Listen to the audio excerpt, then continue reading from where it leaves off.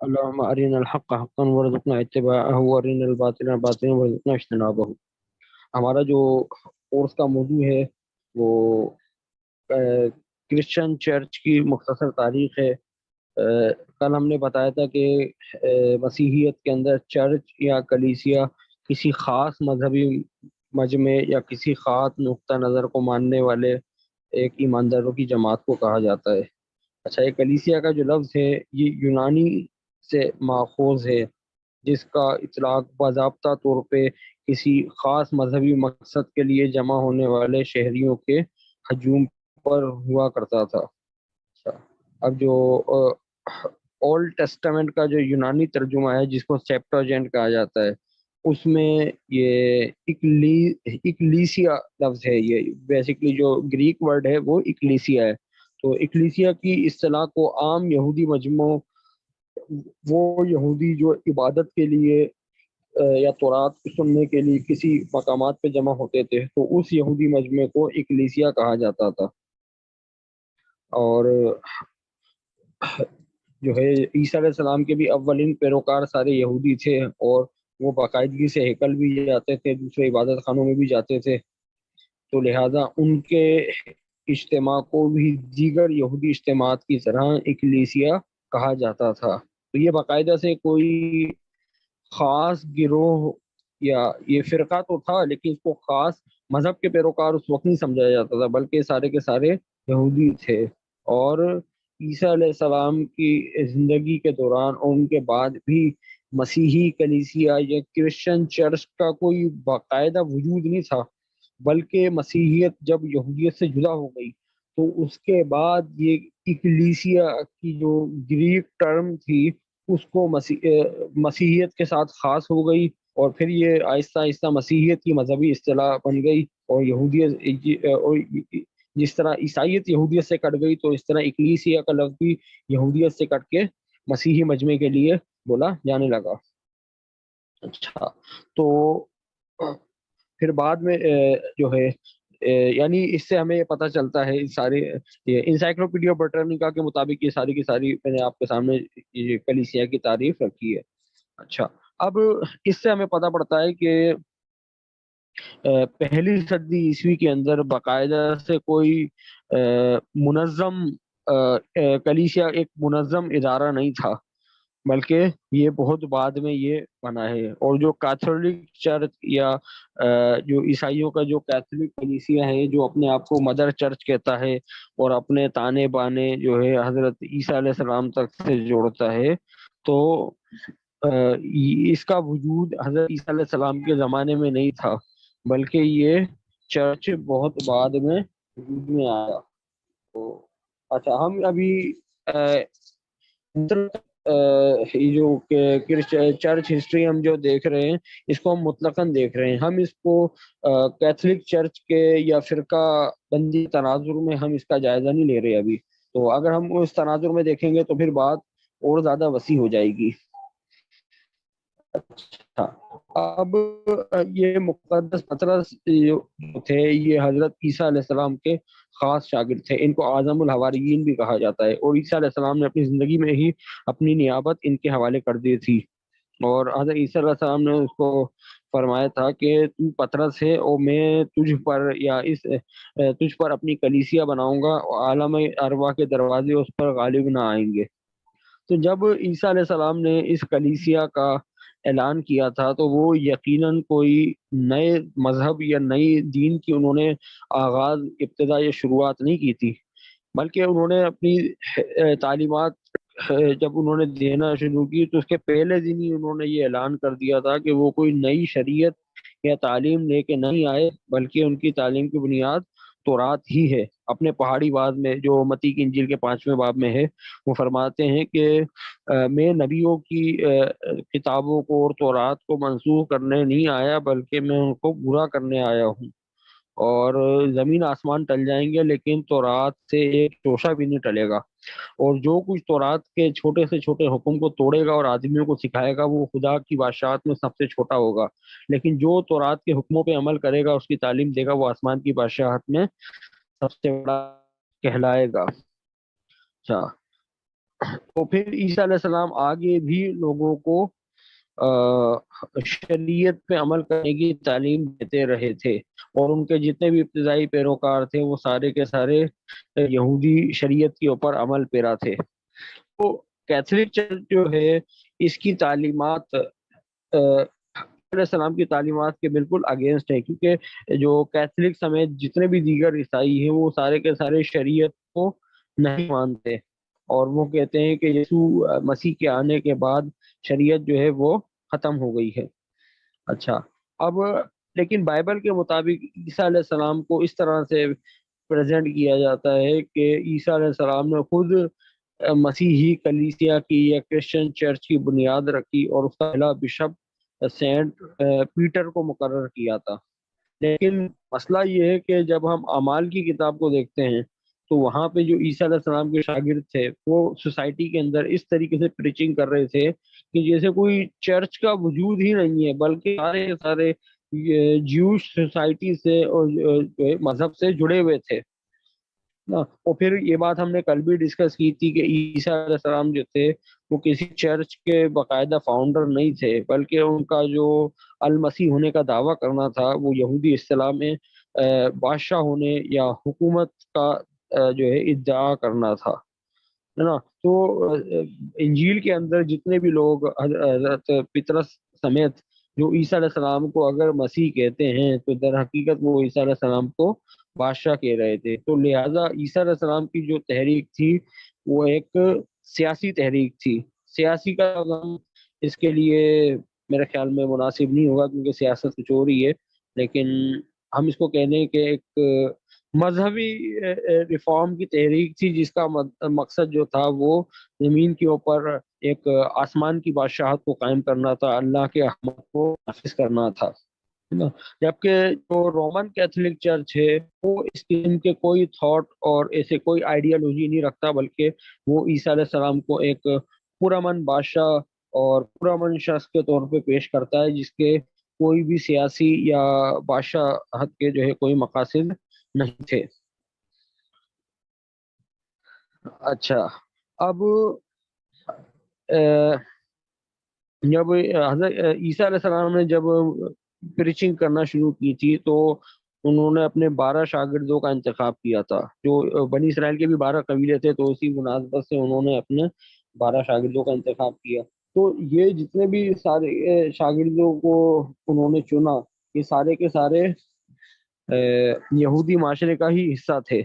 اور شروع میں ان کے پاس وسائل بھی محدود تھے، لیکن جیسے جیسے آگے عیسیٰ علیہ السلام کی تحریک بڑھتی گئی تو ان کے معاملات کے اندر بھی بہت ساری ترقی آتی گئی۔ تو پھر بعد میں جب سینٹ پال کی مسیحیت کے منظر نامے میں آمد ہوئی تو پھر مسیحیت کے 2 دھڑے بن گئے، جن میں سے ایک کی قیادت عیسیٰ علیہ السلام کے شاگرد کر رہے تھے اور دوسرے کی قیادت سینٹ پال کے لوگ کر رہے تھے۔ اچھا، اب عیسیٰ علیہ السلام کے جو ان کی جو پیش کردہ جو جس کو ہم سو کالڈ مسیحیت کہہ لیں کرسچینٹی کہہ لیں، تو ان کی جو پیش کردہ جو نظریات تھے اور ان کو جو لوگ فالو کر رہے تھے تو ان کا دیگر یہودی تصورات اور عقائد سے ایک کسی حد تک ایک فکری انحراف بھی تھا، اور یہودی جو لیڈر تھے وہ اسی وجہ سے ان کی مخالفت کر رہے تھے۔ اب وہ فکری انحراف کیا تھا؟ وہ یہ تھا یہودیوں کا نظریہ المسیح تھا۔ تو یہودی یہ چاہتے تھے کہ ہم اپنے آپ کو تبدیل کیے بغیر ہمیں جو ہے زمین کے اوپر جو ہے ہمیں بادشاہت مل جائے، اور اس کی وجہ سے انہوں نے بہت سارے وہ ایک تورات کی تشریح کرتے ہوئے بہت سارے تصورات بھی المسیح سے وابستہ کر رکھے تھے، یعنی وہ خود کو سدھارنے کو تیار نہیں تھے، لیکن وہ سدھارنے کے چاہ رہے تھے کہ ہمیں اپنے آپ کو سدھارے بغیر ہی ہمیں جو ہے بادشاہت مل جائے۔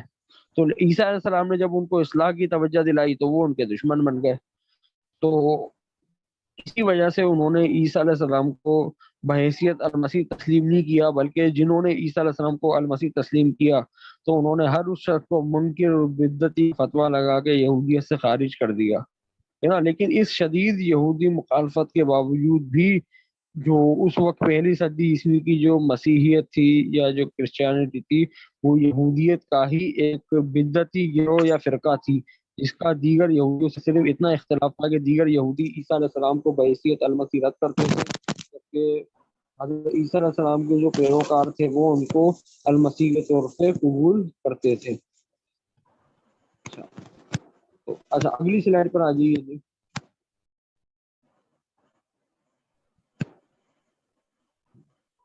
دو انجیل ہے، میرے خیال میں ہم نے کل کی کلاس میں تفصیل سے بات کر لی تھی، بہرحال یہاں پہ تھوڑا سا ریوائز کرنا چاہوں گا کہ بائبل کے اندر ہم دیکھتے ہیں عہد نامہ جدید کے اندر کہ عیسیٰ علیہ السلام جگہ جگہ انجیل کا حوالہ دیتے ہیں، جو کوئی میری انجیل کی خاطر جان ہوئے گا وہ اسے پائے گا۔ تو اب پوری کی پوری عالم مسیحیت کا عقیدہ ہے کہ عیسیٰ علیہ السلام کے اوپر کوئی انجیل نہیں ہوئی، بلکہ ان کی جو ہے وہ انجیل تھی جس کو شاگردوں نے بعد میں چل کے لکھا گیا ہے۔ تو کہ ہم مسلمانوں کا عقیدہ ہے کہ اللہ تبارک و تعالیٰ نے عیسیٰ علیہ السلام کے اوپر ایک انجیل نازل کی تھی، اور خود جو مرکز کی انجیل ہے، جو مرکز ایک شخص تھا جو پولوس کا شاگرد تھا، تو مرکز کی انجیل سے ہمیں اس بات کے واضح اشارے ملتے ہیں کہ عیسیٰ علیہ السلام کی بھی کے اوپر ایک انجیل نازل ہوئی تھی، اور وہ اسی انجیل کی تبلیغ کر رہے تھے۔ پھر بعد میں وہ ان کے شاگرد جو بعد میں عیسائیوں نے اپنی نالائکی کی وجہ سے اس انجیل کو کھو دیا، جس طرح سے یہودیوں نے تورات کو کھو دیا تھا۔ اچھا اب عیسیٰ علیہ السلام کے پیرارل سینٹ نے بھی ایک انجیل پیش کی۔ انجیل یعنی ایک پیغام تھا، اس کو ہم پیغام سمجھ لیں تھوڑا سا آسان طور پہ۔ تو عیسیٰ علیہ السلام کا ایک پیغام تھا اور ایک سینٹ پال کا پیغام تھا۔ تو حضرت عیسیٰ علیہ السلام کے جو شاگرد تھے وہ اسی انجیل کو فالو کر رہے تھے اور آگے اس کی پریچنگ کر رہے تھے جو عیسیٰ علیہ السلام سے ان کو ملی تھی، جبکہ سینٹ پال جو تھے انہوں نے اپنی انجیل کے علاوہ، اپنے پیغام کے علاوہ دوسرے کسی بھی پیغام کو ماننے والے، قبول کرنے والے اور اس کو فالو کرنے والے کو آسمان جو ہے خدا کی جانب سے ملعون قرار دے دیا۔ کل ہم نے اس کے اوپر تفصیل سے بات کی تھی، تو جب ریکارڈنگ اپلوڈ ہوگی وہ آپ اس میں سن لیجیے گا۔ تو اب یہ جو گلتیوں کا جو حوالہ آپ کے سامنے موجود ہے، تو اس سے ہمیں یہ بھی پتہ پڑتا ہے کہ اس وقت کلیسیا کے اندر ایک پولوس کے خلاف کوئی مخالف اور متضاد تحریک چل رہی تھی، اور اس تحریک کے پولوسی گروہ سے یا پولوسی چرچ سے شدید اختلافات تھے، اور یہ دونوں طریقے اس وقت کے عیسائیوں کو اپنی جانب متوجہ کرنے کی ہر ممکن کوشش کر رہی تھی۔ تو پولوس جو اپنے خطوط میں جو الفاظ لکھتے ہیں، جیسے کوئی اور انجیل یا دوسری انجیل یا دوسرا یسوع، تو اس سے یہ بات واضح ہوتی ہے کہ ان دونوں گروہ کے درمیان جو اختلافات تھے وہ نہایت شدید تھے، اور پولوس کو اتنا شدید غصہ تھا ان لوگوں کے خلاف کہ اس نے ان لوگوں کو لعنتی تک لکھا، ان کو سانپ کی مکاری سے تشبیہ دی، ان کو ریاکار تک لکھا۔ اب وہ اس معاملے میں بڑا مجبور تھا کہ وہ اپنے مخالفوں کا نام نہیں لکھ سکتا تھا، وہ اس وجہ سے کہ ان لوگوں کا عیسیٰ علیہ السلام کے جو شاگرد تھے، جو در حقیقت پولوس کے مخالف تھے، ان لوگوں کا بھی بہت بڑا معاشرتی اثر و رسوخ تھا۔ تو اگر وہ ان کو نام لکھ کے مخاطب کرتا، ان پہ لعنت ملامت کرتا، پھر لوگوں نے پولوس کو چھوڑنا نہیں تھا، تو اس وجہ سے پولوس ان لوگوں کا نام لکھنے سے باز رہا۔ اچھا جی اگلی سلائڈ پر آ جائیے۔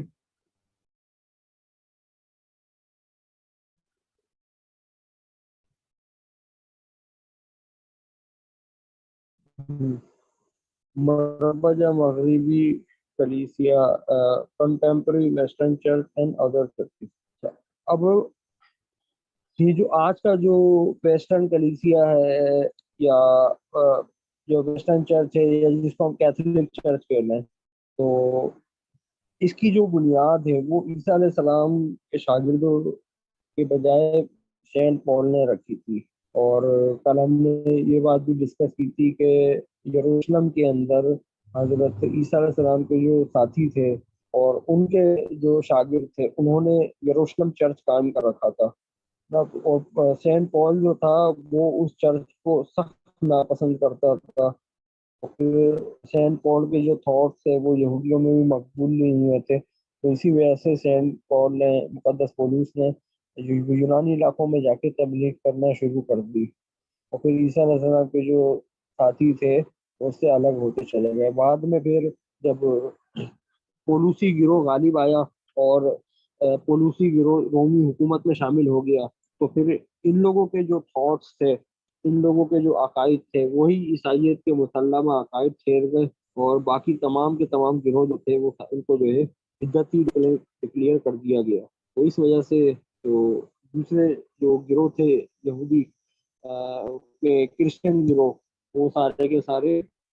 अलग होते चले गए। अब ये रोमन कैथलिक जो है या मगरबी मसीहियत जिसको कह लें, ये सिर्फ अपने ही अकायद को मसीहियत के मुसल्लमा अकायद करार देता है, और दूसरे जितने भी मसीही नजरियात हैं उनको बिदअती और मुशरिक करार देता है। हालांकि जो कैथलिक चर्च है इसकी इब्तिदा 4ठी सदी ईस्वी में हुई है, तो इससे पहले 3 सदियां ऐसी हुई है जिसमें इस कलीसिया से शदीद नजरियाती इख्तलाफ रखने वाले ईसाई मौजूद थे। और उस वक्त ज्यूश क्रिश्चियन का भी गिरोह मौजूद था, या बड़ी तादाद में ज्यूश यहूदी ईसाई मौजूद थे जो ईसा अलैहि सलाम के हकीकी पैरोकार थे। और ये जो यहूदी मसीहियत का जो यहूदी वर्जन था, यानी वो जो यहूदियत से वाबस्ता मसीही थे जो शरीयत पे भी अमल करते थे, और वो ये गिरोह जो था ये यहूदियत की ही एक फिरका था। तो इनके जो अकायद और नजरियात थे वो इस पॉलियन चर्च से बिल्कुल जुदा थे। तो इन लोगों के अंदर नासरी नाम के जो है ईसाइयों का भी गिरोह था, जो ईसा अलैहि सलाम का ताल्लुक नासरा नाम के गांव से था, तो इसको नाजर से उनके पैरोकारों को भी नासरी कहा जाता था। तो ये लोग जो थे यहूदी शरीयत पे अमल करते थे, है ना, और इन लोगों को ये मसीहियत के बुनियादी गिरोह में से थे, और इनको 4ठी सदी ईस्वी तक कोई भी इनको जो है बिदअती और काफिर नहीं समझता। हालांकि पुलूसी गिरोह भी मौजूद था, लेकिन इन लोगों की इतनी जरूरत नहीं थी कि वो इन यहूदी मसीहियों के ऊपर बिदअती और काफिर होने का फतवा लगाता। ये सारे फतवे तो उस वक्त शुरू हुए जब पोलूसी चर्च को या पोलूसी ईसाइयों को रूमी हुकूमत की छतरी मैसर आ गई, ये ताकत में आ गई। ये नासरी जो थे, इन्हीं नासरियों से एक और गिरोह निकला था, एक और फिरका निकला था जो अबयूली यहूदियों का कहलाता था।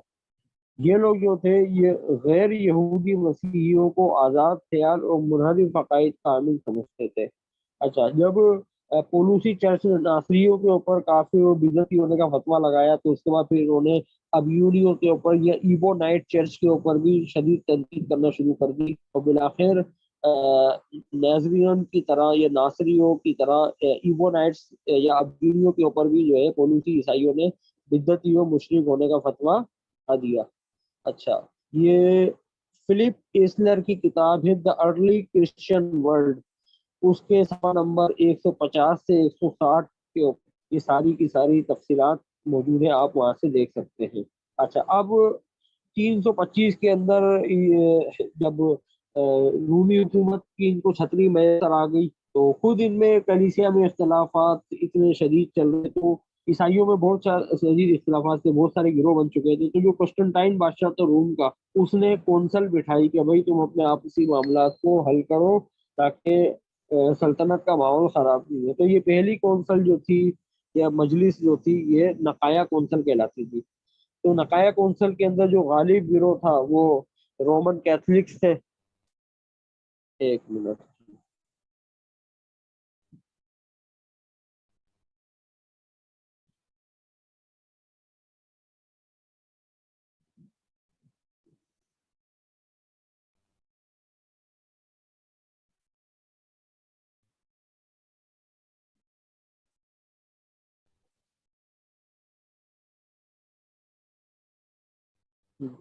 तो तो नकाया कौंसल के बाद यहूदी ईसाइयों को दोहरी मुखालफत का सामना करना पड़ा। तो एक तरफ तो जो मुशरिक पलूसी ईसाई थे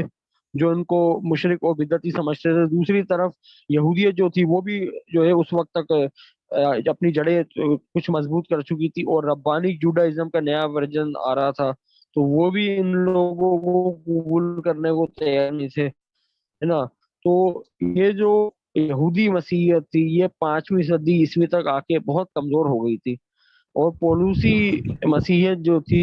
وہ رومی سلطنت کا سرکاری مذہب بننے کے بعد اس قدر طاقتور ہو گئی تھی کہ 5ویں صدی عیسوی کے آخر تک ان لوگ بدماشی کے ساتھ جو جیوش کرسچن تھے ان کے گرجا گھروں کے اوپر بھی قبضہ کر لیا، اور ان کے جو دیگر مقامات مقدسہ تھے ان کے اوپر بھی وہ قابض ہو گئے۔ اچھا، اب ایک مشہور نیو ٹیسٹمنٹ کے مذہبی اسکالر ہیں بارڈ ٹی اہرمن، ان کو ویسٹ کے اندر نیو ٹیسٹمنٹ کے اوپر اتھارٹی سمجھا جاتا ہے۔ تو ان کے مطابق یہ جو پولوسی مسیحیت جو تھی اس کے پھیلنے کی 5 وجوہات تھیں۔ پہلی وجہ یہ تھی کہ یہ پولوسی چرچ جو تھا، یا کیتھولک چرچ جس کو کہہ لیں یا مغربی چرچ جس کو کہہ لیں، تو یہ نجات اور حیات ابدی کا وعدہ ہر شخص کے لیے کرتا تھا۔ اور یہ رومی مذاہب کے اندر سب سے متاثر کن بات یہ تھی کہ حیات ابدی ہر شخص کو مل جائے، وگرنہ جو رومیوں کے جو مشرک مذاہب تھے ان میں نجات حاصل کرنے کے لیے بڑے طویل مراحل تھے اور بڑی مشکل سے جو ہے نجات کا تصور تھا۔ تو اس نے جو ہے پولس نے نجات کے تصور کو بہت آسان کر کے پیش کیا کہ صلیب کے اوپر یسوع کے بہنے والے خون کے اوپر اس کے مردوں میں سے جی اٹھنے پہ ایمان لاؤ تو تم نجات پاؤ گے۔ تو اس لیے جو ہے لوگوں نے، جو مشرک تھے انہوں نے جو ہے تیزی سے اس کو قبول کرنا شروع کیا، پولین ڈاکٹرائن کو۔ اچھا، پھر اس کے جو شاگرد تھے، پولس کے شاگرد جنہوں نے انجیلوں کو لکھا، تو انہوں نے سارا کا سارا فوکس جو کیا وہ حضرت عیسیٰ علیہ السلام کے معجزات کے اوپر اور ان کی شفا بخشی کی کہانیوں کے اوپر کیا کہ وہ لوگوں کو جو ہے ہر آدمی کو شفا دے دیا کرتے تھے۔ تو ان معجزات نے اور یہ شفا بخشنے کی کہانیوں نے یہ تاثر پیدا کیا کہ مسیحیوں کا جو خدا ہے وہ رومی دیوتاؤں سے زیادہ طاقتور ہے۔ تو اس وجہ سے بھی رومی مشرق جو تھے وہ متاثر ہو کر اس طرف آنے لگے۔ اچھا، پھر ایک بہت بڑا سوسائٹی کے اندر غریب طبقہ بھی تھا، تو مسیحیت نے ان کے دل میں یہ امید پیدا کی کہ بھائی ٹھیک ہے، تم ابھی غریب کی غربت کی زندگی گزار لو، لیکن جب تم اس ایمان کے ساتھ رہو گے کہ خداوند یسوع مسیح ہی ہمارا نجات دہندہ ہے، تو پھر اگلی زندگی میں تمہارے لیے جو ہے بہتری کی امید پیدا ہو جائے گی۔ نمبر 3۔ نمبر 4، مسیحیت نے رومیوں کو ان کے مذہب سے دور کیا، کیونکہ نو مرید رومی جو تھے انہوں نے اپنے قدیم دیوتاؤں کو چھوڑ کر ایک نئے خدا کی پرستش شروع کر دی۔ اچھا، نمبر 5، رومی سلطنت میں ایک شخص کا مذہب تبدیل کرنے کا مطلب پورے گھرانے کا مذہب تبدیل کرنا ہوتا تھا۔ وہ گھر کے مالک کو اختیار ہوتا تھا کہ اس کے بیوی بچے غلام کس مذہب پر رہیں گے، تو لہذا گھر میں سے اگر کوئی بھی شخص کنورٹ ہو جاتا تھا تو اس کا پورا جو گھر کا سربراہ کنورٹ ہو گیا تو پورا گھر آٹومیٹک کنورٹ ہو جاتا تھا۔ تو اس لیے یہ پولین ڈاکٹرائن جو تھے یہ تیزی کے ساتھ سوسائٹی کے اندر پھیلتے چلے گئے، لوگوں نے بڑی تعداد میں اس کو جو ہے قبول کر لیا۔ امید ہے کہ یہاں تک آپ کو بات سمجھ میں آ گئی ہوگی، کلیئر ہو گئی ہوگی ساری کی ساری بات۔ اس کے بعد اگلی سلائڈ پر آ جائیے جی۔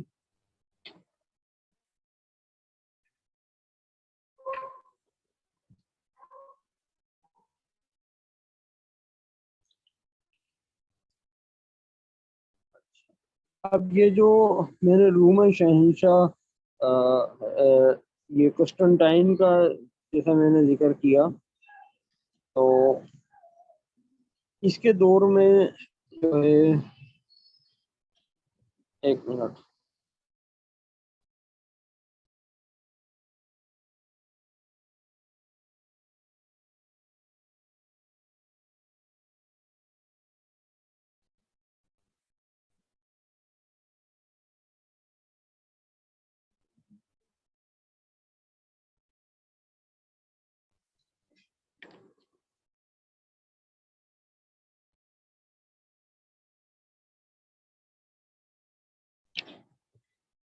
اچھا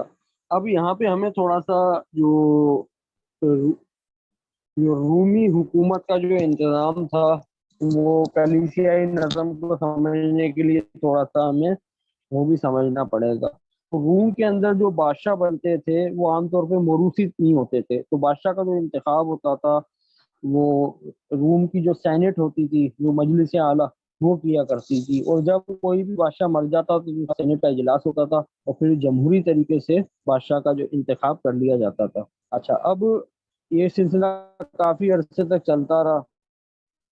پھر یہ ہوا کہ 1 صدی عیسوی کے اندر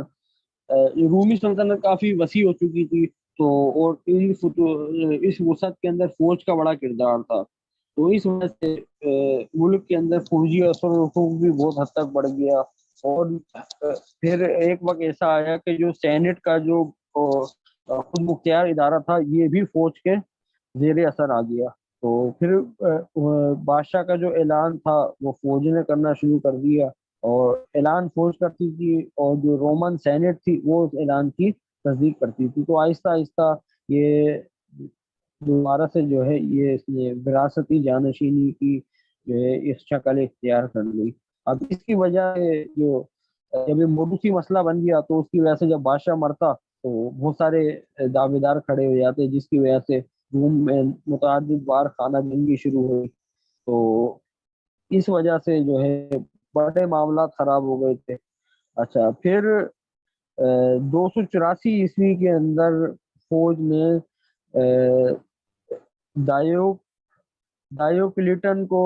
شہنشاہ منتخب کیا، تو اس نے یہ کیا کہ اپنی حکومت کو مضبوطی سے اور اچھے طریقے سے چلانے کے لیے اس نے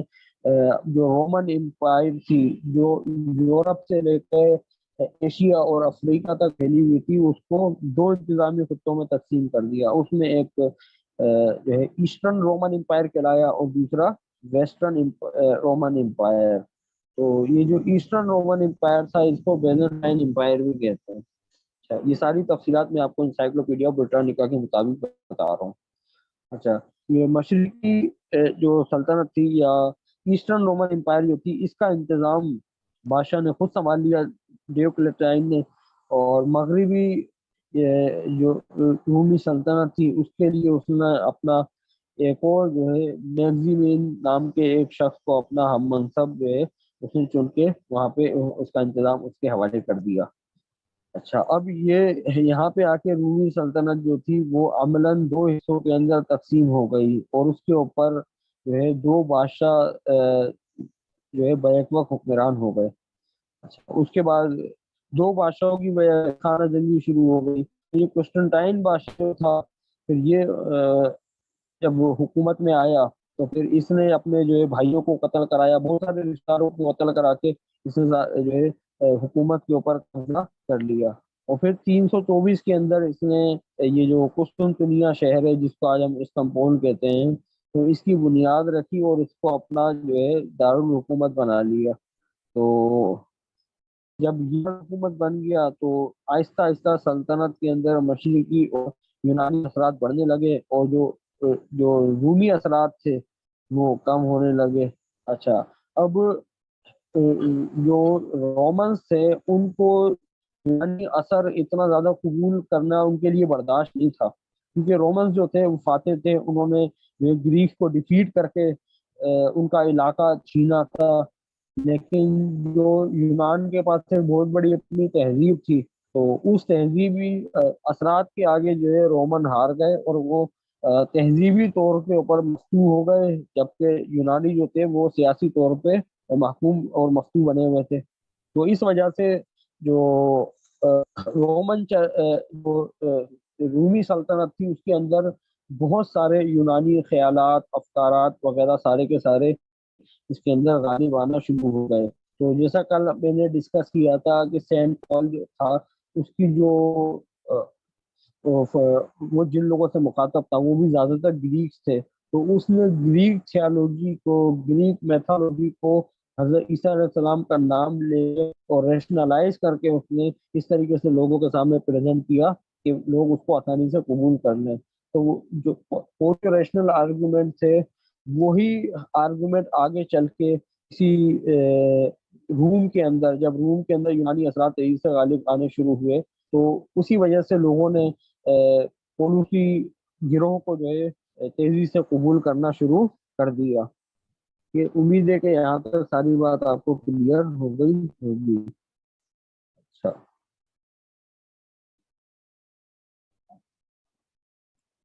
میرے خیال میں جو ہے وہ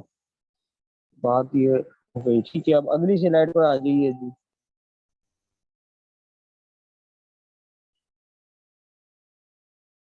رومن چرچ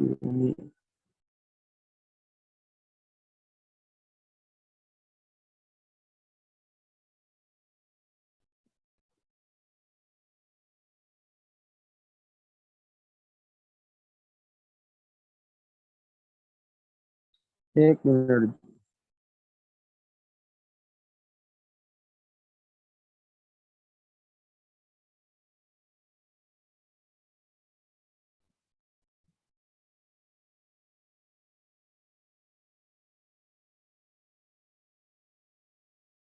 اچھا جی. اب مسئلہ یہ تھا کہ جو بادشاہ کے تقرر کا جو مسئلہ تھا اس کی وجہ سے بڑی خون ریزی یہاں پہ جاری تھی. تو جب قسطنطین نے عیسائیوں کے اوپر ہاتھ رکھا تو جو ہے وہ اس کو ایک مضبوط ایک مذہبی گروہ میسر آ گیا. اور پھر ان عیسائیوں کے جو تھاٹس تھے وہ خود جو رومن تھیالوجی تھی اس سے بالکل میچ کرتے تھے. تو اس وجہ سے بڑی تعداد میں رومی سلطنت کے اندر ان کو پذیرائی ملی اور ان کو قبول کر لیا. حتیٰ کہ جتنے بھی مغربی ریاستوں کے جتنے بھی حکمران تھے اس وقت، یعنی وہ ریاستیں جنہوں نے رومن امپائر سے الحاق کیا ہوا تھا، وہ سارے کے سارے جو تھے وہ پولوسی عیسائی بن گئے. اور پھر نہ صرف عیسائی بن گئے بلکہ انہوں نے جو عیسائیوں کا جو مذہبی سربراہ تھا، پوپ تھا، پوپ کو انہوں نے اپنا روحانی پیشوا اور روحانی مقتدر اعلیٰ جو ہے انہوں نے تسلیم کر لیا. اب پوپ جو تھا اس کے پاس اپنی ایک الگ انتظامی معاملہ تھا، اس کی اپنی ایک الگ سینٹ تھی. جگہ جگہ ہر علاقے کے اندر جو ہے گرجا گھروں کا پورا انتظام تھا. اور ہر گرجے کے جو پادری جو تھے ان کا عوام الناس سے بڑا گہرا اور قریبی تعلق تھا. تو لہٰذا مذہبی سربراہ کی حیثیت سے پوپ کا جو حکم تھا وہ بادشاہ پر بھی چلتا تھا، اور پوپ کی جو بات تھی وہ بادشاہ کے اوپر بھی اتھارٹی ہوتی تھی. لیکن بادشاہ جو تھا وہ پوپ کے حکم کا پابند نہیں تھا. تو لہٰذا پوپ کا جو ادارہ کلیسیا تھا، یعنی چرچ، اس وقت تک باقاعدہ انسٹیٹیوشن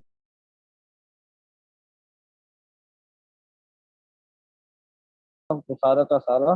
تباہ ہو گیا تھا. تو لہٰذا ایسے میں چرچ کا ادارہ ہی ایسا تھا جو رومنس کے لیے ایک امید کی کرن تھا کہ وہ رومی حکومت کو بحالی کے اندر، رومی حکومت کی بقا کے اندر چرچ اپنا کردار ادا کرے نا. تو بہت سارے عہدے جو تھے وہ رومی حکومت کے وہ چرچ کے حوالے کر دیے گئے، اور چرچ نے، پوپ نے ان عہدوں کو قبول کر کے جو مغرب کی سیاست تھی اس کو پورا کا پورا کنٹرول میں کر دیا. اچھا، اب یہ رومن کیتھولک چرچ جو تھا یہ کیونکہ رومن امپائر کے اندر ہی شروع ہوا تھا، اور یہ رومن امپائر کے اندر کئی صدیاں گزار چکا تھا. تو لہٰذا اس نے بھی اپنا انتظامی ڈھانچہ، اپنی زبان جو لیٹن زبان تھی، اپنا رسم الخط اور قانون، رسم و رواج، سب کچھ جو تھا اس نے رومن امپائر سے ہی لیا تھا. اور رومن امپائر کے بعد بھی چرچ نے یہ ساری کی ساری جو ویلیوز تھیں، جو رومن ویلیوز تھیں، ان کو اپنے ادارے کے اندر، اپنے ایمانداروں کے اندر زندہ رکھا تھا، ہے نا. اور پھر جب چرچ کے پاس یہ سارے کے سارے انتظامات آئے تو چرچ نے ان تمام ویلیوز کو حکومت کے لیے استعمال کر کے ان کو ان ساری ویلیوز کا احیا کیا. اور چونکہ یہ جو نیو سوسائٹی تھی اس کی ساری ویلیوز چرچ کے توسط سے ملی تھی، تو لہٰذا اس لیے جتنی بھی رومن ویلیوز تھی وہ بعد میں چل کے ساری کی ساری کرسچن ویلیو کہلائی، حالانکہ ان میں سے کوئی بھی کرسچن نہیں تھی بلکہ سب کے سب جو تھی وہ رومنس تھی. اب وہ ویلیوز کیا تھی وہ آگے چل کے انشاءاللہ ہم آگے ڈسکس کریں گے. اچھا، اب چرچ پیٹ کے ماتحت تھا تو اس وقت بادشاہ کا حکم جو ہے چرچ کے معاملات میں بھی چلا کرتا تھا، اور ہر معاملے میں بادشاہ مذہبی معاملوں میں بھی مداخلت کیا کرتا تھا، جبکہ چرچ حکومت کے معاملات میں مداخلت نہیں کر سکتا تھا، یعنی چرچ کو بالکل الگ کیا ہوا تھا. لیکن جب چرچ کے پاس اختیارات آئے تو پھر اب فینومینا پھر چینج ہو گیا. اب اسٹیٹ کو چرچ کے معاملات سے کوئی تعلق نہیں تھا، لیکن چرچ اسٹیٹ کے زندگی کے ہر شعبے کے اندر جو ہے وہ مداخلت بھی کر سکتا تھا، اور اس کو ہر معاملے کے اندر بالادستی تھی، اور چرچ کا اور پوپ کا حکم ہی جو ہے حکم آخر سمجھا جاتا تھا۔ اچھا، اب یہ بیزنٹائن امپائر کا جو بادشاہ ہوتا تھا، جو ایسٹرن رومن چرچ تھا، اچھا یہ بات میں یہاں پہ دوبارہ بتا دوں کہ چرچ کی جتنی بھی عملداری تھی وہ ساری ساری یورپ کے اندر تھی، جو ویسٹرن رومن امپائر کہلاتا تھا، اور جو مشرقی جو چرچ تھا، جو یہ افریقہ اور یہ فلسطین والی پٹی، جو ایشیا کا جو ممالک ہے، یہ سارا کا سارا یہ آج کا جو عراق، شام، فلسطین، اردن اور یہ مصر کا جو علاقہ ہے، سارا کا سارا یہ بیزنٹائن امپائر کہلاتا تھا، اور اس کو مشرقی کلیسیا ہی کہتے تھے نا۔ تو پوپ کی جو بالادستی تھی وہ مغرب کے اندر تھی، وہ ابھی بیزنٹائن امپائر کے اندر اتنا زیادہ اس کو عمل دخل ہوا نہیں تھا نا۔ تو اب یہ مغرب اتنا زہریلا ہے کہ بیزنٹائن امپائر چونکہ پوپ کی بالادستی کو قبول نہیں کرتا تھا، حالانکہ عیسائی یہاں پہ بھی تھے، عیسائی وہاں پہ بھی تھے، لیکن یہاں پہ جو عیسائی تھے وہ عرب عیسائی تھے جو سیرین چرچ کے ماتحت چل رہے تھے، اور مغرب کے اندر جو عیسائی تھے وہ سارے کے سارے کیتھولک کے ماتحت چل رہے تھے۔ تو جب اسلام بلاد عرب سے نکل کے ان مشرقی مقبوضات کی طرف بھی پھیلا، تو مسلمانوں کا جو سب سے پہلے جو رومن سے مقابلہ ہوا وہ بیزنٹائن امپائر کے کرسچن تھے یا رومنس تھے۔ تو مسلمان ان کو ڈیفیٹ کرتے گئے، اور ان کی جتنی بھی پوزیشنز تھی وہ ساری کی ساری مسلمانوں کے پاس آتی گئی۔ مصر مسلمانوں کے پاس آ گیا، فلسطین مسلمانوں کے پاس آ گیا، شام کا، عراق کا، یہ سارے علاقے مسلمانوں کے پاس آتے گئے۔ تو اتنی بڑی تعداد میں بیزنٹائن امپائر کو پٹتے ہوئے یہ مغربی چرچ دیکھتا رہا، لیکن اس نے ان کی کوئی مدد نہیں کی۔ کیوں؟ یہ پوپ کی جو ہے اس وقت یعنی عیسائیوں کی اور عالم کلیسیا کی جو ہے وہ کلیسیا کی اتنی زہریلی سچویشن تھی کہ انہوں نے اور یہ اتنے متشدد تھے کہ خود انہوں نے اپنے بھائیوں کی بھی جو ہے وہ حمایت نہیں کی، مسلمانوں کے مقابلے میں ان کی کوئی مدد اور حمایت نہیں کی۔ اچھا، اب یہ جو مغرب کا جو نیا یہ سوسائٹی شروع ہوئی، جس میں پوپ کو جو ہے وہ اتھارٹی حاصل تھی، تو اس کے اندر پوپ جو تھا وہ عیسیٰ علیہ السلام کا نائب اس کو سمجھا جاتا تھا، اور پوپ کو جو روح زمین پر تقدس حاصل تھا وہ کسی دوسرے شخص کو حاصل نہیں تھا۔ مغرب کے جتنے بھی عوام یا خواص جتنے بھی لوگ تھے، سب کے اوپر پوپ اپنا حکم چلا سکتا تھا، اور یورپ کے جتنے بھی حکمران تھے وہ سب پوپ کی قدم بوسی کو اپنی سعادت سمجھتے تھے۔ تو ان حالات میں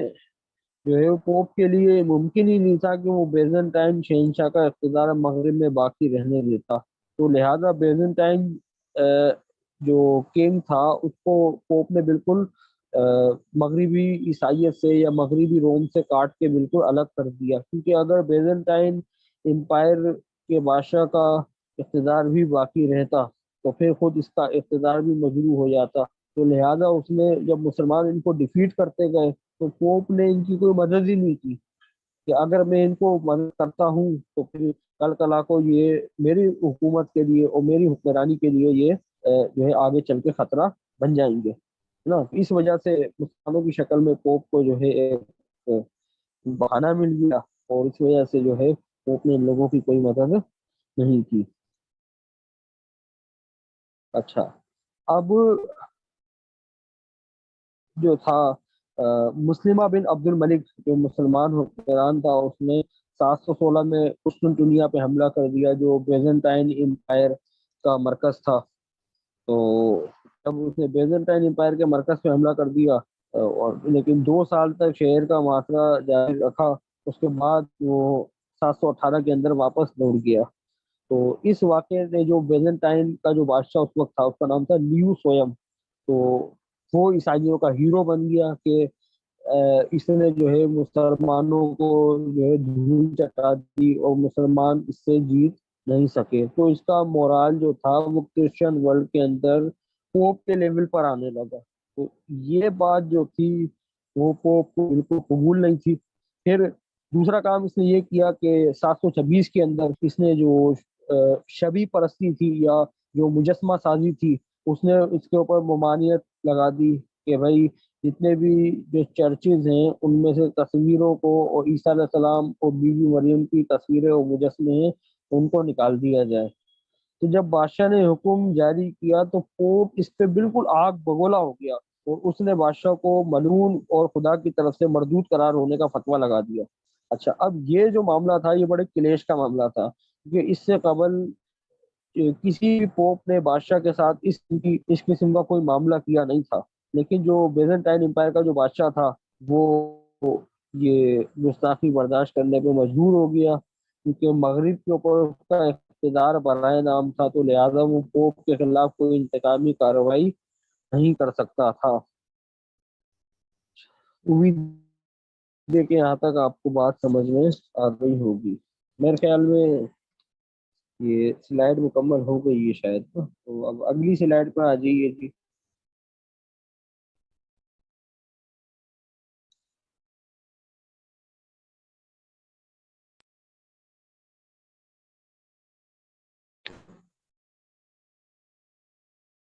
اگلی سلائیڈ، ہاں اچھا،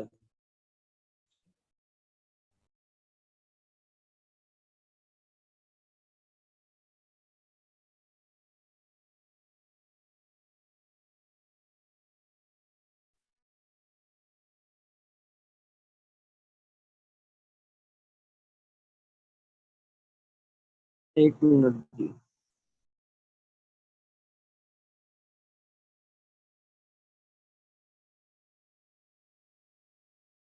اچھا،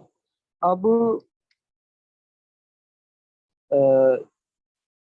یہ بیزنٹائن امپائر کے اندر جو تھا،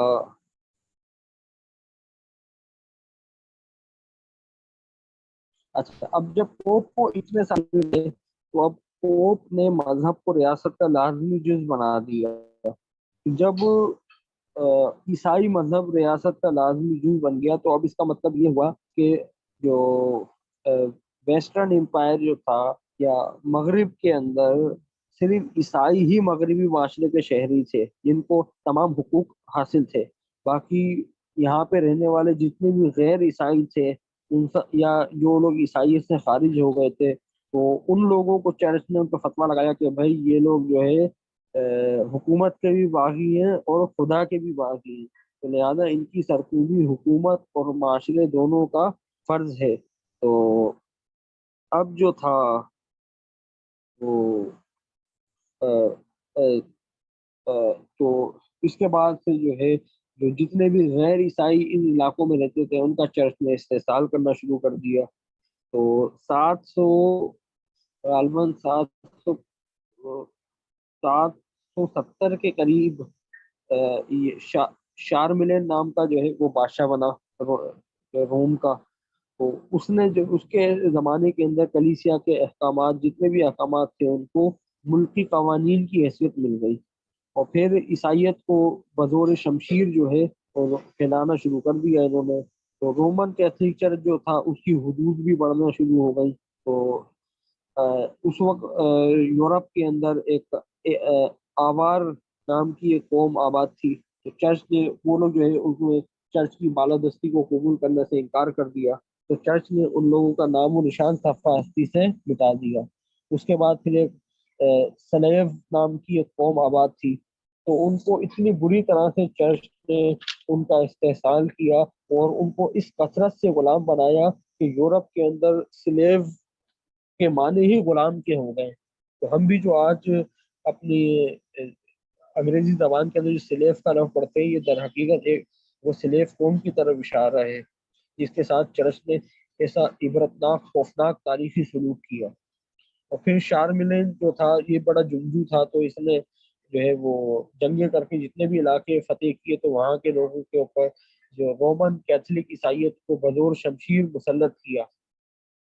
اور جو لوگ عیسائیت قبول کرنے کے لیے تیار نہیں تھے ان کو اس نے کہا کہ ان لوگوں کے لیے اب جو ہے سزائے موت ہے صرف، تو ان لوگوں کو موت کے گھاٹ اتار دیا گیا۔ اچھا، اب یہاں پہ ہم دوبارہ جو ہے وہ چاہیے، اچھا یہ جو مغرب کے اندر جو نئے جو عیسائی بن رہے تھے وہ تلوار کے خوف کے ڈر کی وجہ سے بھی بن رہے تھے، اور جو جو کرسچن تھیالوجی تھی، جو دراصل گریک میتھالوجی سے جس کو لیا گیا تھا، تو اس وجہ سے بھی جو ہے بہت سارے لوگ عیسائیت کو قبول کر رہے تھے۔ تو جو رومن معاشرہ تھا اس کے اوپر یونانی تہذیب کے بہت زیادہ اثرات تھے، اور اس کو ایک انگلش میں ایک اصطلاح ہے ہیلینسٹک سوسائٹی، تو اس کو ایک ہیلینسٹک سوسائٹی یا یونانیت زدہ معاشرہ کہا جاتا تھا۔ تو یہ لوگ جو تھے یہ دیوی دیوتاؤں کی کہانیوں پہ یقین رکھتے تھے، اور ان میں سے ہر دیوی اور دیوتا جو تھا وہ انسان، کامل انسان ہوتا تھا، کامل خدا ہوتا تھا، جسے سوسائٹی نے الوہیت کے درجے کے اوپر بٹھا رکھا تھا۔ اور یہ ہر دیوتا روم کے اندر کسی نہ کسی بادشاہ کا بیٹا ہوتا تھا، جو انسان کی حیثیت سے مرتا تھا اور پھر زندہ و جاوید ہو جاتا تھا۔ تو سینٹ پال نے یہی تصور عیسیٰ علیہ السلام کے بارے میں دیا تھا کہ بھائی عیسیٰ علیہ السلام جو ہیں وہ خدا کے بیٹے ہیں، وہ کامل خدا ہیں، کامل انسان ہیں، اور انہوں نے صلیب کے اوپر اپنی جان دی، اور تیسرے دن جو ہے وہ دوبارہ مردوں میں سے جی اٹھے۔ تو لہٰذا جو مغرب کے اندر جو عیسائی تھے وہ دھڑا دھڑ دو مرید مسیحی بننا شروع ہو گئے، اور جو ہے انہوں نے جو کیتھولک چرچ کو جو ہے قبول کرنا شروع کر دیا۔ اچھا، اس جو یونانیوں کے علاوہ بھی اس وقت جو ہے ایک مینیون سوسائٹی تھی، یہ مینیون بھی ایک مذہب تھا، تو اس کے اندر جو مقدس نشان تھا ان کا وہ دوہری کلہاڑی تھی، اور ان کے اندر جو دیوتا تھا اس کا نام تھا زیگریوس تھا۔ تو اس کے بارے میں بھی یہ تصور تھا کہ وہ خدا کا بیٹا ہے، اور وہ بھی جو ہے مرا انسانیت کے لیے، اور وہ دوبارہ زندہ ہو گیا۔ تو مغربی معاشرے کے جب مغربی سوسائٹی نے جب عیسائیت کو قبول کر لیا، تو فرق صرف یہ پڑا کہ قدیم دیوتاؤں کی جگہ یسوع مسیح نے لے لی، اور دوہری کلہاڑی کی جگہ صلیب کا نشان بن گیا۔ فرق صرف ناموں کا ہوا، ان کے تھاٹ بلیوز جتنے بھی تھے وہ سارے کے سارے ویسے کے ویسے ہی رہے۔ ٹھیک ہے، امید ہے کہ بات سمجھ میں آ گئی ہوگی۔ اچھا،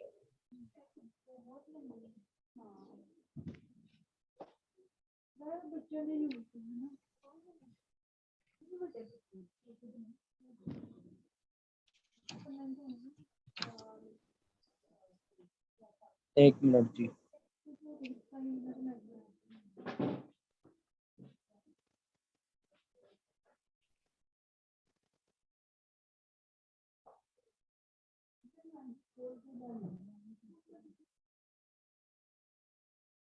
اچھا، اب جب ویسٹرن چرچ عیسائیت کو قبول کر چکا تھا، تو جتنے بھی وہاں پہ، ظاہر سی بات ہے رومی سلطنت بہت بڑے علاقے پہ تھی، اور وہاں پہ کرسچنس کے علاوہ اور بھی بہت ساری قومیں آباد تھیں، تو جنہوں نے، سب نے تو کلی طور پہ تو عیسائیت کو قبول نہیں کیا تھا نا، تو جن لوگوں نے عیسائیت کو قبول نہیں کیا تو چرچ نے اعلان کیا کہ بھائی ان کو جینے کا کوئی حق نہیں ہے، اور پھر جو ہے چرچ نے ان کی رومی شہریت بھی جو ہے معطل کر دی۔ کیوں؟ کیونکہ انہوں نے عیسائیت کو قبول نہیں کیا، یعنی چرچ کے نزدیک صرف عیسائیت ہی وہ معیار تھا جس کی بنیاد کے اوپر کسی بھی شخص کو مغرب کی شہریت مل سکتی تھی۔ اور پھر اس کے بعد جو ہے چرچ نے جبراً تبدیلی مذہب کا سلسلہ شروع کر دیا، اور پھر جو ہے پوپ نے یہ اعلان جاری کیا کہ جتنے بھی سلطنت میں رہنے والے جتنے بھی مشرکین ہیں یا بت پرست ہیں، وہ یا تو خدا یسوع مسیح کے نام کا بپتسمہ لیں، یا پھر حکومت یا چرچ ان کا سارا مال و متاع ضبط کرے گی، اور پھر ان کو ملک سے نکال دیا جائے گا۔ تو بہت سارے جو تھے وہ اس وقت علاقے ایسے تھے جو جنہوں نے رومن سلطنت سے الحاق کیا ہوا تھا، لیکن وہ، اور انہوں نے عیسائیت کو بھی قبول نہیں کیا تھا، لیکن اس کے باوجود وہ اپنے مذہبی آزادی قائم رکھنے کے لیے باقاعدہ بہت بڑی رقم سالانہ جزیے کے طور پہ پوپ کو ادا کرتی تھی۔ اچھا، اب چرچ کو جب اقتدار ملا تھا تو پھر کسی بھی فرد کے لیے عیسائیت سے انکار کرنا اور بپتسمہ لینے کے بعد کلیسیا کے قانون سے انحراف کرنا یا انکار کرنا بالکل بھی ممکن نہیں تھا، کیونکہ جو بھی شخص ایسا کرتا کہ عیسائیت سے انکار کر دیتا یا بپتسمہ لینے کے بعد پوپ کی کسی بات کو نہیں مانتا، تو یہ حکومت، معاشرے اور خدا سے بغاوت کے مترادف تھا، اور کلیسیا سے بغاوت کرنا صرف اور صرف بدعت تھا، اور بدعت چرچ کے نزدیک ناقابل معافی جرم تھا۔ اب بدعت کی تعریف جو تھی وہ کون کرے گا؟ وہ پادری کیا کرتے تھے۔ تو پادریوں نے ہر عمل کو جو پادریوں کے مزاج کے خلاف ہوتا تھا اس کو انہوں نے بدعت کا نام دے رکھا تھا، اور صرف بدعت کا فتویٰ صرف مذہبی معاملات میں نہیں رکھتا تھا، بلکہ پادری اس فتوے کو مذہب، فکر، رسم و رواج، عقیدے، علم، عمل، ہر شے کے اوپر بدعت کا فتویٰ لگا کے جو ہے سامنے والے کو جو ہے وہ ختم کرا دیا کرتے تھے۔ پھر بدعت کے نام پہ ان عیسائیوں نے، پوپ نے، پادریوں نے انسانی معاشرے پہ ایسے ایسے مظالم کیے کہ جو عدم رواداری کی بدترین مثالیں ہیں۔ مغرب کے اندر سیکسن نام کی ایک جرمن قوم آباد تھی، پوری کی پوری قوم کو جو ہے قتل عام جو ہے چرچ نے صرف اس بنیاد پہ کیا کہ انہوں نے عیسائیت قبول کرنے سے انکار کر دیا تھا۔ 200 سال تک یہ صلیبی جنگیں لڑتے رہے جس میں لاکھوں انسان بے جان مارے گئے، کس وجہ سے؟ کہ مسلمان جو ہے وہ عیسائی نہیں ہے۔ پوپ نے باقاعدہ اعلان کیا تھا کہ اسلام جو ہے نعوذ باللہ ایک شیطانی مذہب ہے، اور مسلمان جو ہے شیطان کے پیروکار ہیں، تو لہٰذا اس زمین سے شیطان کے پیروکاروں کو نکالنا، ان کا ختم کرنا ہر عیسائی کا مذہبی فرض ہے۔ تو اس اعلان کے بعد جو ہے انہوں نے صلیبی جنگیں لڑنا شروع کر دی۔ پھر عیسائیوں کا ایک فرقہ تھا جس کا نام اینا بیپٹسٹ تھا، تو اس پورے کے پورے فرقے کا جو انہوں نے بری طریقے سے قتل عام کیا۔ پھر پروٹسٹنٹ چرچ جب آیا تو اس کا انہوں نے قتل عام کیا۔ یعنی اپنے نظریے کے خلاف اٹھنے والے ہر آواز کو کیتھولک چرچ نے بری طرح سے جو ہے دبا دیا، اور اس میں جو ہے کوئی شرم تک محسوس نہیں کی۔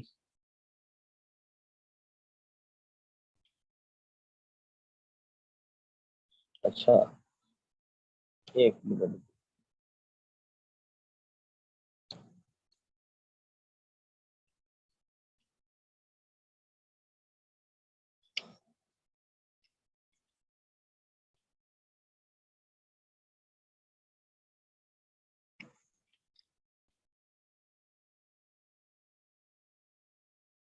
اچھا، اب یہ جو 5ویں صدی سے لے کے 16ویں صدی تک کا جو دور ہے، اس میں عیسائیت کے عقائد و نظریات کی ترویج اور ان کی حفاظت کے لیے چرچ نے یا پوپ نے قوت کا اور جبر کا بے دریغ استعمال کیا، یہاں تک کہ مغرب کے اندر رومن کیتھولک عقیدے کے علاوہ کسی اور عقیدے کو، کسی اور چرچ کو یا کسی اور عیسائی گروہ کو انہوں نے باقی نہیں رہنے دیا، سب کو تلوار کے زور کے اوپر انہوں نے ختم کر دیا۔ اور آج یہ لوگ بکواس کرتے ہیں کہ اسلام تلوار کے زور پہ پھیلا، تو اسلام تو تلوار کے زور پہ نہیں پھیلا، لیکن عیسائیت کو انہوں نے تلوار کے زور پہ نہ صرف پھیلایا بلکہ اپنے ہی عیسائی بھائیوں کا انہوں نے تلوار کے زور پہ قتل کیا، اور قوموں کی قومیں ختم کر ڈالی انہوں نے۔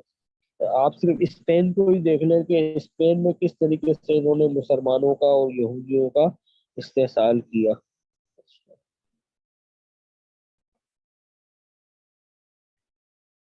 اچھا، اب اور اسی وجہ سے آج کا جو مغرب ہے وہ صرف جو ویسٹرن کرسچینٹی ہے یا مغربی عیسائیت، صرف اسی کو اصل عیسائیت سمجھتا ہے۔ وہ دنیا کے جو دیگر عیسائی ہیں، مثلا جو نستوری فرقہ تھا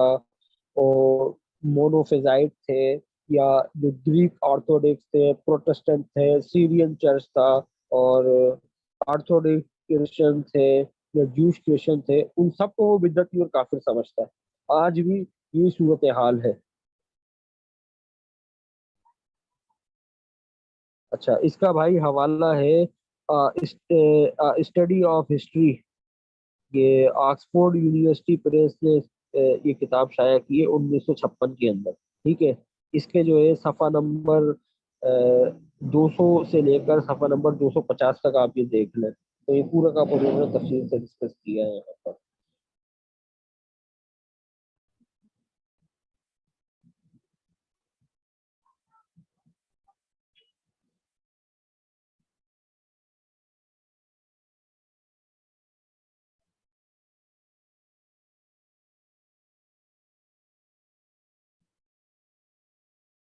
اچھا جی, اگلی سلائڈ پر آ جائیے جی.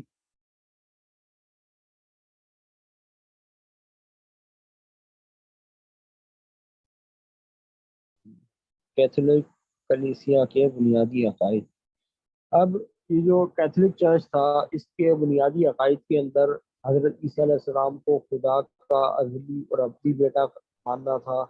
کہ عیسیٰ علیہ السلام خدا کے ازلی اور ابدی بیٹے ہیں جو زمین کے اوپر انسانیت کی نجات کے لیے تشریف لائے. انہوں نے صلیب کے اوپر اپنا خون بہا کر پوری انسانیت کے گناہوں کا کفارہ ادا کر دیا. یہ کفارے کا کانسیپٹ یہ تھا کہ حضرت آدم علیہ السلام نے جنت کے اندر جو پھل کھایا تھا, تو اس پھل کھانے کے نتیجے کے اندر گناہ وجود میں آیا. اس سے پہلے گناہ کا وجود نہیں تھا, اور اس گناہ نے انسانی فطرت کو گناہ آلود کر دیا. تو لہٰذا دنیا میں پیدا ہونے والا جو بھی شخص ہے وہ گنہگار ہے. تو اب اس گناہ سے خلاصی اسی صورت میں ممکن تھی کہ خدا اپنے بیٹے کو قربان کرے اور وہ صلیب کے اوپر آ کے اپنا خون بہائے, پھر انسانیت کو اس گناہ سے, ازلی گناہ سے نجات مل جائے گی. تو لہٰذا عیسیٰ علیہ السلام جو ہے وہ اسی گناہ سے نجات کے لیے زمین کے اوپر تشریف لائے تھے. تو اور بھی بہت سارے اس کے جو ہے بنیادی عقائد ہیں, لیکن ابھی ہم فی الحال ہمارا یہ موضوع نہیں ہے. ہم گزشتہ 2 کلاسوں کے اندر ہم کلیسیا کے بنیادی عقائد کو ڈسکس کر چکے ہیں. اچھا, اب یہ سینٹ پال, یہ جو عقیدہ تھا یہ بیسکلی جو ہے یہ سینٹ پال نے یا مقدس پولوس نے یہ پیش کیا تھا, لیکن یہ عیسائیوں نے قبول نہیں کیا. تو اسی کیونکہ یہ عقیدہ جو تھا یہ تورات و زبور کی تعلیمات کے منافی تھا, تو لہٰذا پولوس نے جو ہے وہ یہودیوں کو چھوڑا, اور پھر وہ بحر روم کے جزائر, یونان کے ساحلی شہر, ایشیا کوچک اور روم کو اپنی تبلیغی سرگرمیوں کا مرکز بنا لیا, جہاں پہ بہت سارے لوگ پولوس کو اپنے ہم خیال مل گئے, کیونکہ یہ وہی نظریے تھے جو رومی پہلے ہی اپنے دیوتاؤں کے نام سے قبول کرتے تھے. فرق صرف یہ ہوا کہ ان دیوتاؤں کی جگہ جو ہے حضرت عیسیٰ علیہ السلام کا نام انہوں نے لگا دیا. پھر بہت سارے جو ہے وہ ریشنل آرگومنٹ بھی درکار تھے. تو رومی لوگ جو تھے بڑے متذبذب تھے, تو پولوس نے ان کو یہ مذہب نیا قبول کروانے کے لیے ان کے عقائد اور دیوتاؤں کا نیم البدل حضرت عیسیٰ علیہ السلام کو تحفے دیا, اور انہی کے رسومات کو جو ہے پولوس نے عیسائیت کے اندر پیش کر دیا. تو عیسائی جو آج بھی عشاء ربانی مناتے ہیں, یہ دراصل ایک رومی دیوی کی یاد میں منایا جاتا تھا. تو جن بھائیوں کے پاس یہ پاکستان بائبل سوسائٹی کی طرف سے شائع کردہ جو کتاب مطالعاتی اشاعت ہے, اس کے اندر بھی اس بات کا واضح طور پہ اقرار موجود ہے کہ عیسائی جو عشاء ربانی مناتے ہیں یہ رومی دیوی دیوتاؤں کی یادگاری کے اندر منایا جاتا ہے, اور یہ عیسائیت سے پہلے بھی یونانی معاشرے کے اندر موجود تھا. ٹھیک ہے. اچھا,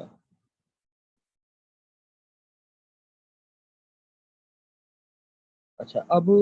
پھر جو تھا جو روم کے اندر وہ سورج دیوتا کی بھی پرستش کی جاتی تھی, اور سورج دیوتا کے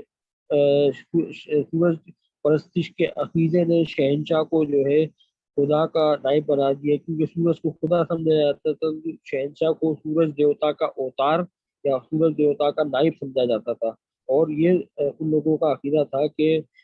جو بادشاہ کو جو حکومت کا جو حق ملا ہے وہ آسمان کی جانب سے ملا ہے. تو جب شمس پرستی کی جگہ عیسائیت نے لے لی, تو بادشاہ کی جگہ پوپ نے سنبھال لی, تو پوپ زمین پر خداوند یسوع مسیح کا نائب قرار پایا, تو حکومت کا حق خداوند کے نائب پوپ کو پہنچا. تبھی آپ دیکھیں کہ عیسائی جو اپنی مذہبی عبادت کرتے ہیں وہ سنڈے کے دن کرتے ہیں, سنڈے سورج کا دن, تو سورج دیوتا کے دن یہ اپنی مذہبی عبادت کرتے ہیں. پھر جو ان کے جو گرجا گھر بنتے ہیں وہ مشرق کی جانب بنتے ہیں نا. تو ہاں, یہ ساری کی ساری شمس پرستی ہے. پھر 25 دسمبر کا جو تہوار تھا وہ سورج دیوتا کی یادگاری میں منایا جاتا تھا روم کے اندر, تو اس کو عیسائیوں نے حضرت عیسیٰ علیہ السلام کی یادگاری میں منانا شروع کر دیا. تو پھر جو تھا وہ چرچ جو تھا اس نے انہی نظریات کو اور انہی عقائد کو جو ہے لوگوں کے اوپر نافذ کرنا شروع کر دیا، اور بالآخر پوری کی پوری رومی سلطنت کے اندر یہ سارے کے سارے عقائد جو ہیں وہ کلیسیا کے مسلمہ عقائد ٹھہرے۔ اچھا، اگلی سلائڈ پر آ جائیے۔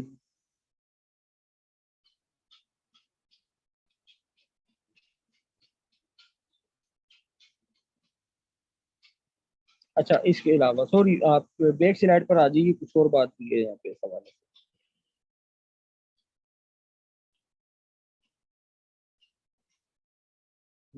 اچھا، اب جو چرچ کے اور بھی وہ سارے عقائد تھے ان کو میں تھوڑا سا یہاں پہ تھوڑا تفصیل بتا دوں تاکہ آگے چل کے جو ہے یہ کنیکشن آپ اس کا خود کرنے سے آگے جو بات ہوگی۔ تو یہ سارے کے سارے عقائد کا جو معمار حقیقی تھا وہ مقدس پولس کی حیثیت تھی۔ تو انہوں نے جو تعلیمات دی وہ جو ہے ہمیں جو عہد نامہ قدیم ہے یا جیوش بائبل ہے اس میں نہیں ملتی۔ تو انہوں نے جو ہے وہ تثلیث کا تصور دیا۔ اب یہودی جو تھے وہ توحید کو مانتے تھے، توحید جو ہے وہ تثلیث کی بالکل ضد تھی، جبکہ تثلیث کا جو تصور تھا وہ رومی معاشرے کے اندر عام تھا۔ تو اس وجہ سے رومن نے ان کو قبول کر لیا۔ پھر انسان کی الوہیت کا یہودیت میں کوئی تصور نہیں تھا، اور اولڈ ٹیسٹامنٹ کے اندر ایسا کوئی ہمیں ریفرنس نہیں ملتا،